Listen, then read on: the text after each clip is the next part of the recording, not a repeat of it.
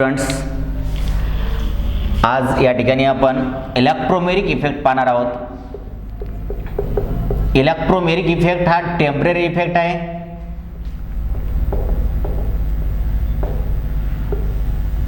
आणि हा रिएजंटवर डिपेंड आहे. या ठिकाणी काय होतं, इलेक्ट्रॉनची शिफ्टिंग किंवा transfer of electrons towards one of the atom on the demand of reagent. म्हणजे हा काय करतो, रिएजंटच्या डिमांडनुसार त्या ठिकाणी इलेक्ट्रॉनचा ट्रान्सफर करतोय. लक्षात घ्या. ओके, त्या प्रकारच्या त्या ठिकाणी रिॲक्शन होतात. And this effect can be occurs only in presence of reagent. Reagent जर त्याच्याकडे आला नाही तर हा इफेक्ट होणार नाही आहे. ओके, त्यामुळे याला आपण काय म्हणतो, टेम्पररी. जर त्यांनी आलं तरच त्या ठिकाणी इलेक्ट्रॉनची शिफ्टिंग होतील. रिएजंट जर आला त्याच्याकडे तर तो इलेक्ट्रॉनला शिफ्ट करणार आणि त्या ठिकाणी इफेक्ट होणार आहे. जर ॲब्सेंट रिएजंट त्या ठिकाणी नसेल तर इफेक्ट हा होणार नाही आहे. त्यामुळे याला आपण काय म्हणतो, it is an a temporary effect. सगळ्यात महत्त्वाचा आहे पॉईंट पहा, it is an a temporary effect. Temporary effect, it takes place in presence of reagent only, in presence of reagent. त्यामुळे याला टेम्पररी इफेक्ट म्हटलेला आहे. and it occurs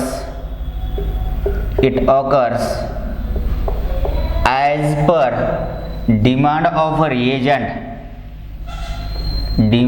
reagent.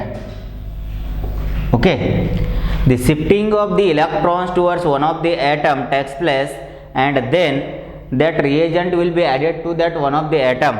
Now I will show here the example.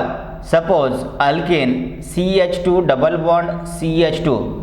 In this alkene, when that alkene is treated with H plus, then what happens here, these pi electrons are shifted towards one of the atom. Now this is symmetrical. Okay, pi bond is shifted towards one of the atom so as to that carbon will creates the or generates negative charge and another carbon will generates the deficiency, that is the positive charge. Now then the negatively charged carbon will attach to this electrophile H plus, that is the reagent. हा reagent काय करेल, त्या negative part ला attach होईल and formation of here CH2 and this is the CH3 आणि ह्या कार्बनवर positive charge येणार आहे. म्हणजे काय झाला, हा रिएजंट कुठं अटॅक होतोय, ज्या ठिकाणी इलेक्ट्रॉन ट्रान्सफर होतात. ओके, जिकडे इलेक्ट्रॉन ट्रान्सफर होतात त्या ठिकाणी रिएजंट जर अटॅच झाला तर त्या इफेक्टला म्हणायचं प्लस ई इफेक्ट और पॉझिटिव्ह प्लस ई और positive electromeric effect. Positive electromeric effect. इलेक्ट्रॉनची शिफ्टिंग ज्या साईडला होते त्याच साईडला रिएजंटचा अटॅक होत असेल तर त्या इफेक्टला आपण पॉझिटिव्ह इलेक्ट्रोमेरिक इफेक्ट असं म्हणू. Secondly, if the example of ketone that is R dash C double bond O when it is treated with Nu minus as a nucleophile. Now what happens, these pi electrons are always shifted towards electronegative atom. हा काय करतो, इलेक्ट्रोनिगेटिव्ह item कडे shift होणार आहे. हा इलेक्ट्रोनिगेटिव्ह item कडे shift होईल, तो O मायनस होईल. याच्याकडे ऑलरेडी इलेक्ट्रॉनची इफिशियन्सी आहे. It is a nucleophile attack at low electron density centre. Okay, that is positively charge species. तो कार्बनवर अटॅच होईल and there is a formation of here R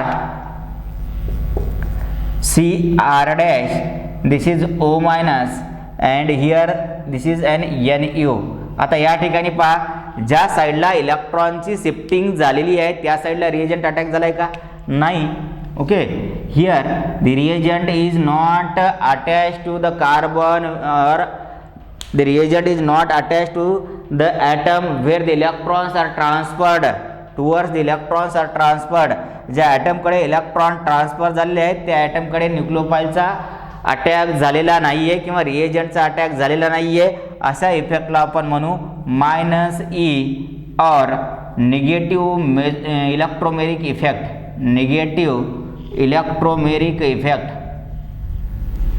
okay, या इफेक्टवर फार प्रश्न विचारले जाणार नाही आहेत, याच्यामध्ये जास्त डेप्थ नाही आहे, हा फक्त रिएजंटच्या प्रेझेन्समध्ये होतो. तुम्हाला एवढं एखाद्या वेळेस विचारलं जाऊ शकतं, which of the following shows the positive electromagnetic effect or which of the following shows negative electromagnetic effect. आणि जर समजा असंही एखादा क्वेश्चन असेल, खालीलपैकी कुठली कंडिशन चुकीची आहे किंवा बरोबर आहे, तर इलेक्ट्रॉनची shifting, suppose here CH3 CH3, option A electromagnetic effect after attach of reagent, the conversion of that alkene is converted into this one, A.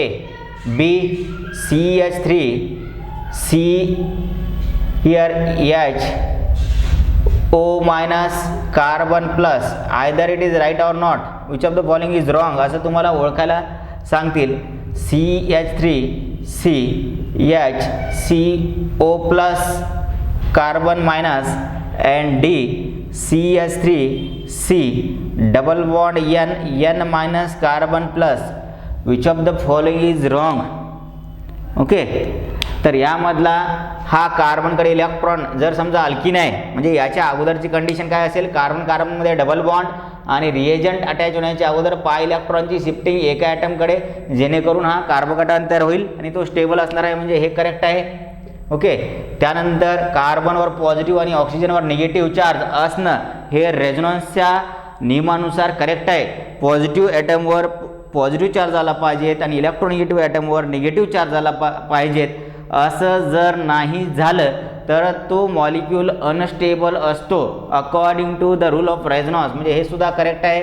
त्यानंतर या ठिकाणी या एक्झाम्पलमध्ये पहा, कार्बन ट्रिपल बॉन्ड नायट्रोजनची shifting, pi electrons are shifted towards nitrogen, nitrogen carries negative charge, carbon carries positive charge.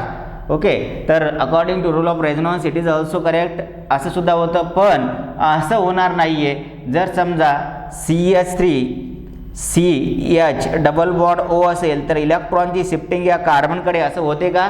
इलेक्ट्रोनिगेटिव्ह item हा electron देणारच नाही लेस इलेक्ट्रोनिगेटिव्ह ॲटमला. जर हे इलेक्ट्रॉन इथून इथं ट्रान्सफर झाले तर या ठिकाणी कार्बनवर निगेटिव्ह चार्ज आणि ऑक्सिजनवर पॉझिटिव्ह चार्ज असं इथे लिहिले, असं होतं का? होत नाही आहे, म्हणजे हे तुमचं त्या ठिकाणी आन्सर असेल and this is the wrong. Which of the following is wrong, question असं असेल, which of the following is incorrect, which of the following is incorrect. आणि हा क्वेश्चन कशावरचा आहे? हा इलेक्ट्रोमॅग्नेटिक इफेक्टवरचा आहे. ओके, इलेक्ट्रोमॅग्नेटिक इफेक्टमध्ये अशी इलेक्ट्रॉनची शिफ्टिंग होते. ओके, आणि याला मदत आपल्याला रेझोनन्स रूलची आहे. ओके, अशा प्रकारे हे इलेक्ट्रोमॅग्नेटिक इफेक्ट या ठिकाणी कंप्लीट झालं.